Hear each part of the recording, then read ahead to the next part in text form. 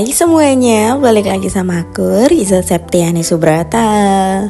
Aku mau tunjukin ke kalian, ini adalah 3 video aku dari awal aku bikin konten di YouTube dengan viewers terbanyak. Dan dari 3 video ini temanya semuanya sama, yaitu bongkar celengan. Jadi aku tahu banget buat kalian itu ternyata suka dengan konten bongkar celengan, bongkar tabungan, panen celengan, panen saving challenge. Kalian itu suka banget nontonin hal seperti itu. Dan sebenarnya aku pun juga. Sekarang aku mau kasih tips ke kalian buat gimana sih caranya nabung, gimana sih biar konsisten, gimana sih supaya kita bisa sampai ke panen atau bongkar celengan. Tapi sebelum itu aku mau tunjukin ke kalian kenapa orang suka banget dengan konten bongkar celengan. Cuman buka celengan, cuman hitung uang receh, tapi yang nonton bisa sampai ribuan, bahkan sampai puluhan ribu. Dan kenapa sih konten sesimpel itu bisa bikin orang betah nonton sampai habis? Jadi pastikan tonton sampai selesai ya. Yang pertama ada sensasi deg-degan yang bikin penasaran. Hal pertama yang bikin konten bongkar celengan menarik adalah rasa penasarannya. Bener nggak? Kita nggak tahu isinya berapa, kita nggak tahu hasil akhirnya berapa, dan justru itu yang bikin seru. Setiap kali uang itu dikeluarin satu persatu, ada sensasi seperti membuka hadiah, mirip kayak unboxing paket. Bedanya ini unboxing hasil perjuangan sendiri. Dan penonton ikut menebak-nebak, ini kira-kira berapa ya nominalnya? Atau aku bisa nggak ya menabung seperti ini, bongkar tabungan seperti ini. Lanjut sekarang yang kedua, memberi kepuasan visual dan suara, atau kalau zaman sekarang bilangnya ASMR. Konten bongkar celengan itu juga punya efek visual dan suara yang menyenangkan. Suara uang receh jatuh, suara lipatan uang kertas dibuka, tumpukan uang yang makin lama makin tinggi. Itu semua memberikan sensasi yang bikin puas secara visual. Bahkan tanpa sadar itu masuk kategori ringan dari ASMR. Makanya banyak orang nonton sambil santai, bahkan ada yang merasa rileks. Kita lanjut ya, sekarang poin yang ketiga, simbol keberhasilan dan disiplin. Bongkar celengan bukan cuma soal uang, tapi soal proses. Setiap koin di dalam celengan itu adalah simbol disiplin, simbol menahan diri, dan simbol konsisten. Penonton yang nonton seringkali merasa termotivasi. Mereka berpikir kalau dia bisa nabung receh tiap hari sampai segini, berarti aku juga bisa dong. Dan konten ini bukan cuman hiburan, tapi juga motivasi finansial secara nggak langsung. Lanjut yang keempat, relate dengan kehidupan sehari-hari. Celengan itu sederhana, hampir semua orang itu pernah punya. Dari kecil kita diajarkan nabung di celengan ayam, celengan kaleng, atau botol bekas. Jadi saat kita nonton konten bongkar celengan, ada rasa nostalgia, ada rasa aku juga pernah begitu, dan aku kepengen coba lagi. Dan itu yang bikin konten ini terasa dekat, bukan sesuatu yang jauh atau mewah. Lanjut, sekarang yang kelima, harapan dan impian di balik celengan. Biasanya orang bongkar celengan bukan tanpa tujuan. Ada juga yang buat beli emas, ada yang buat tambahan belanja bulanan, ada yang buat dana darurat, ada yang buat THR anak, banyak banget. Dan penonton suka melihat hasil perjuangan kecil yang dikumpulkan untuk tujuan besar. Itu menyentuh sisi emosional karena pada dasarnya manusia suka cerita perjuangan. Dan sekarang adalah video kedua ketika aku bongkar celengan receh yang benar-benar receh. Ini nominalnya 500 dan juga 1.000 rupiah. Oke, sekarang kita lanjut lagi poin yang keenam, bukti bahwa receh itu berarti. Banyak orang meremehkan uang receh, cuma 500 perak, cuman 1.000. Tapi ketika dikumpulkan selama berbulan-bulan dan hasilnya jutaan, itu jadi bukti nyata bahwa uang kecil itu punya kekuatan besar. Konten ini seperti tamparan halus ya. Jangan meremehkan nominal kecil, dan itu bikin orang merasa tercerahkan pandangannya.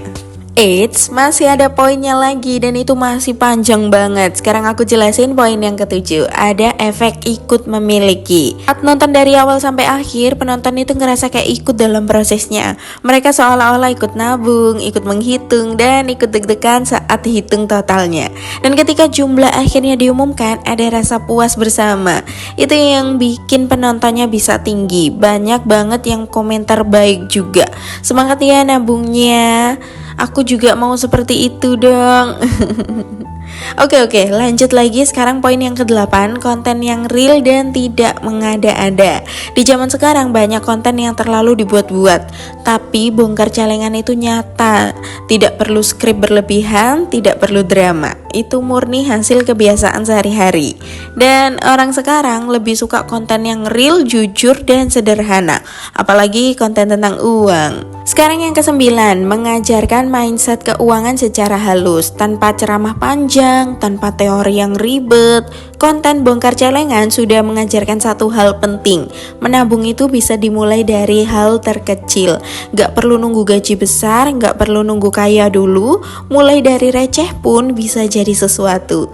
Dan ini sangat relate untuk ibu rumah tangga, untuk mahasiswa, bahkan anak sekolah. Sekarang aku pasin aja deh poinnya jadi ke-10 dan ini yang terakhir.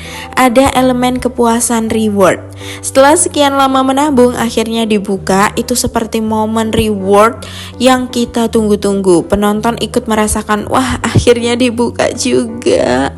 Aku udah nungguin berbulan-bulan. Dan biasanya setelah bongkar ada momen belanja atau beli sesuatu dari hasil itu. Itu bikin cerita makin lengkap karena banyak banget orang yang suka dengan ceritanya. Kadang kita berpikir bahwa untuk membuat konten menarik, kita harus punya sesuatu yang besar, harus punya sesuatu yang wah, harus punya modal yang besar. Padahal kenyataannya hal sederhana seperti bongkar celengan pun bisa menyentuh banyak orang. Karena yang orang cari itu bukan cuma hiburan, tapi harapan, motivasi, dan rasa aku juga mau seperti itu, atau aku juga bisa seperti itu. Konten bongkar celengan mengingatkan kita bahwa perjalanan kecil yang konsisten itu lebih penting daripada niat besar yang tidak dijalankan. Receh demi receh, hari demi hari, bulan demi bulan yang kita nanti akhirnya jadi bukti nyata. Dan mungkin itu juga gambaran hidup kita, sedikit demi sedikit, asal konsisten pasti ada hasilnya. Jadi buat bunda-bundaku sayang yang lagi berjuang nabung, jangan minder ya. Jangan merasa kecil, jangan merasa tidak berarti. Karena bisa jadi celengan kecil di rumah itu adalah langkah awal menuju kebiasaan finansial yang lebih sehat. Dan sekarang waktunya aku untuk bahas sesuatu yang kelihatan simple tapi sering banget gagal dilakukan. Apa menurut kalian? Yap benar, menabung. Banyak orang bilang aku pengen nabung, tapi ribet. Nanti aja deh, nanti aja kalau gaji naik, nanti aja kalau kebutuhan sudah aman. Padahal sebenarnya menabung itu bisa banget dibuat simple. Anti ribet-ribet klub. Gak perlu rumus rumit, gak perlu aplikasi yang bikin pusing, dan gak perlu nunggu kaya dulu. Hari ini aku mau sharing cara nabung anti ribet yang realistis dan bisa langsung dipraktekkan, terutama buat para ibu rumah tangga, karyawan, atau siapapun yang ngerasa penghasilannya itu pas-pasan seperti aku. Udah gak usah nunggu lama, kita langsung masuk aja poin yang pertama. Pakai sistem nabung dulu baru belanja. Kesalahan paling umum itu gajian, bayar ini itu, terus belanja, sisanya kalau ada baru ditabung. Biasanya sisanya itu nol. Coba dibalik. Begitu dapat pemasukan langsung sisihkan dulu, mau 50.000, 100.000 atau 10% dari penghasilan. Anggap tabungan itu kewajiban, bukan sisa ya. Kalau mindset ini berubah, menabung jadi jauh lebih gampang. Sekarang poin yang kedua, tentukan nominal tetap. Jangan kebanyakan mikir. Kalau setiap bulan mikir, bulan ini nabung berapa ya, itu bikin ribet dan akhirnya nggak jadi. Lebih simpel, tentukan angka tetap. Misalnya per hari 20.000, atau per minggu 100.000, atau per bulan 500.000. Nominal kecil tapi konsisten jauh lebih efektif daripada besar tapi cuman sekali-sekali doang. Kuncinya bukan besarnya nominal tapi konsistennya. Dan sekarang kita lanjut aja pembahasannya, pisahkan rekening atau tempatnya. Kalau tabungan campur sama uang belanja pasti kepake, pasti kepake. Solusi anti ribetnya punya satu rekening khusus tabungan atau pakai celengan terpisah. Jangan digabung, semakin sulit diambil semakin lebih aman. Kalau perlu jangan aktifkan mobile banking untuk rekening tabungan supaya nggak tergoda cek-cek terus. Atau kalau mau ya cari celengan yang tidak bisa dibuka. Lanjut sekarang yang keempat, gunakan metode receh harian. Buat yang ngerasa penghasilannya nggak tentu, coba metode receh harian. Contohnya setiap dapat uang kembalian langsung masukin ke celengan. Kelihatannya kecil ya, tapi dalam 3-6 bulan hasilnya bisa bikin kaget. Kalian harus coba. Dan metode ini cocok banget buat yang merasa aku nggak punya uang lebih. Karena sebenarnya selalu ada receh yang bisa disisihkan. Jadi tidak ada yang tidak mungkin. Lanjut lagi sekarang yang kelima, jangan tunggu sempurna baru mulai. Banyak orang gagal nabung karena nunggu kondisi ideal dulu. Nanti kalau hutang lunas, nanti kalau anak sudah besar, nanti kalau penghasilan stabil, ya semua pret pada waktunya. Padahal hidup gak pernah benar-benar ideal. Mulai saja dengan kondisi sekarang, mulai dari nominal terkecil itu juga gak apa-apa. Yang penting kita mulai dulu. Lanjut sekarang, tentukan tujuan supaya lebih semangat. Menabung tanpa tujuan itu cepat bosen. Coba tentuin, aku mau nabung buat dana darurat aku mau nabung buat liburan keluarga atau mau beli emas untuk investasi Kalau ada target, kita lebih rela menahan diri. Karena kita tahu uang itu bukan cuma disimpan, tapi sedang dikumpulkan untuk sesuatu yang lebih penting. Lanjut lagi, sekarang yang ketujuh, gunakan tantangan menabung supaya nggak bosen. Bisa pakai challenge, karena aku juga sering banget bikin saving challenge. Contohnya, tantangan 10 hari per hari, tantangan 52 minggu, tantangan 100 amplop. Metode ini bikin nabung terasa seperti permainan, bukan beban. Kalian harus coba, karena banyak banget referensi yang aku bikin. Dari nominal 2.000, 5.000, 10.000 sampai nominal paling besar yaitu 100.000. Lanjut sekarang yang ke-8, hindari terlalu banyak metode sekaligus. Kadang kita itu terlalu semangat ya.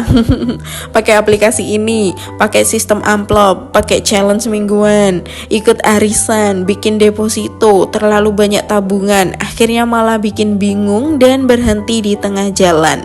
Ingat, anti ribet berarti sederhana. Pilih salah satu metode yang paling cocok untuk kalian, terus fokus. Panjang banget ya, kayak nggak selesai-selesai gitu. Sekarang kita lanjut lagi, jangan bosen. Jangan sentuh kecuali darurat. Ini penting banget. Tabungan itu bukan buat flash sale, bukan buat diskon dadakan, bukan buat barang lucu yang lagi viral. Kalau setiap ada promo langsung ambil tabungan, ya nggak akan pernah berkembang. Bedakan antara kebutuhan dan keinginan. Aku juga udah bikin videonya, jadi kalau kalian mau tahu gimana caranya bisa bedakan kebutuhan dan keinginan, langsung scroll aja ya ke bawah, bukan ke atas. Oke, lanjut lagi. Sekarang poin yang terakhir aja deh, karena aku udah capek banget ngomongnya. Ini poin yang ke-10, yaitu poin yang terakhir. Rayakan progres kecil. Setiap kali target tercapai, kita harus rayakan kecil-kecilan aja, bukan dengan menghabiskan uang tabungan ya, tapi dengan rasa bangga. Misalnya ya kita bersyukur, puji Tuhan, alhamdulillah bulan ini sudah konsisten 3 bulan. Dan rasa bangga itu bikin kita ingin lanjut, karena pasti kalian akan ketagihan kalau kalian bisa menyelesaikan tabungan sampai akhir. Banyak orang ngerasa kayak minder karena tabungannya kecil, banyak banget. Padahal yang membentuk masa depan bukan nominal awalnya, tapi kebiasaannya. Orang yang terbiasa menyisihkan uang 10.000 per hari, kalau nanti penghasilannya naik, dia akan tetap punya kebiasaan menabung. Sedangkan orang yang gak punya kebiasaan, walaupun penghasilannya besar, tetap akan habis. Jadi menabung anti ribet itu bukan tentang metode canggih, tapi tentang disiplin kecil, konsisten, tidak banyak alasan. Jadi bunda-bundaku sayang, kalau selama ini merasa menabung itu sulit, coba evaluasi lagi. Mungkin bukan karena kita tidak bisa, tapi karena dibuat terlalu rumit. Padahal caranya bisa sesederhana mungkin. Sisihkan dulu uangnya, pisahkan tempatnya, lakukan secara rutin. Gak perlu menunggu kaya untuk mulai menabung. Justru dengan menabunglah kita belajar jadi lebih bijak mengelola uang. Sekian dan sampai ketemu di video selanjutnya. Bye-bye.